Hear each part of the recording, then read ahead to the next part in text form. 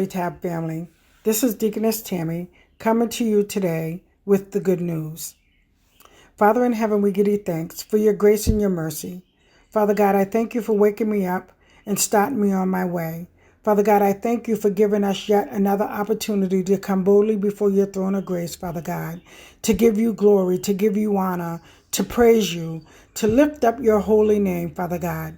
We count it all joy, Father God, for this is the day that the Lord has made, and we shall rejoice and be glad in it.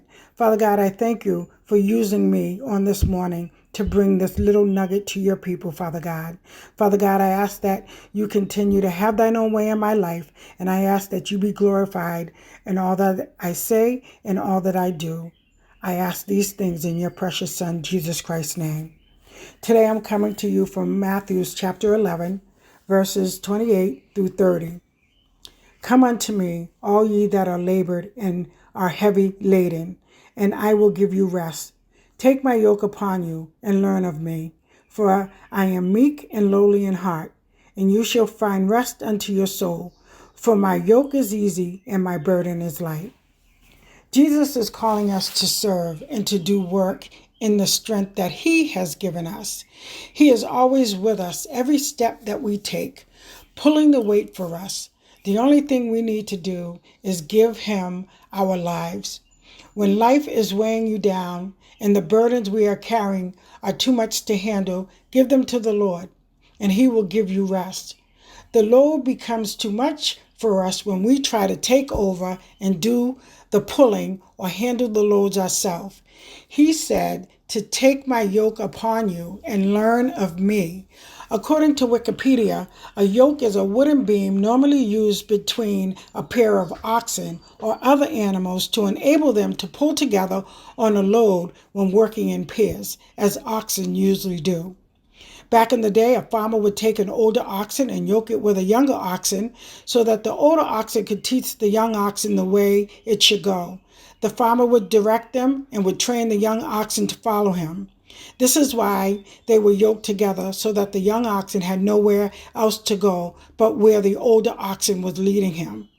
The younger oxen had respect for him because of the age difference, and as the younger oxen grew older, he would be able to train younger oxen on its own and pass down the tradition, so to speak, so that they could be trained for the farm and to do the work the farmer would have them to do. Jesus is yoked with us so that he can lead and guide our lives. He is putting us next to him so he can do all the work. He is pulling all the weight, and all we must do is let him lead and guide the way. We have all tried to do things on our own, and that never works out for us. And as our bishop always says, how did that work out for you? Jesus put the yoke around our necks to join him, but we duck and dodge. We refuse to listen. Sometimes we don't submit to his word or acknowledge his authority over our lives. But here, Jesus gives us the invitation to take his yoke upon us and learn of him.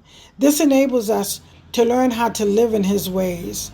We must continue to learn his ways and to trust in him. He has a plan for our life. He will give us rest from this life that causes us from time to time to be weighed down with the cares of this world.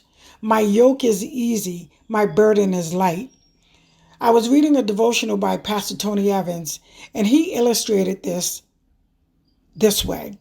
Following Jesus won't make every problem in your life disappear. Jesus didn't say you would no longer have burdens if we are hitched to him. He said the weight would decrease. Imagine a suitcase packed full, maybe too heavy to carry. But if we put wheels on that case, then your burden would become lighter, even though the circumstances hasn't changed. God put wheels on your burdens so that you can deal with them more easily. This great invitation shows us the love that Jesus has for us.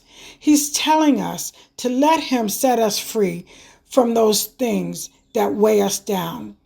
Again, he's telling us to let him set us free from those things that are weighing us down. Let's stay yoked to Jesus.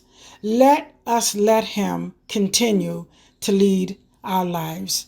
This is the good news.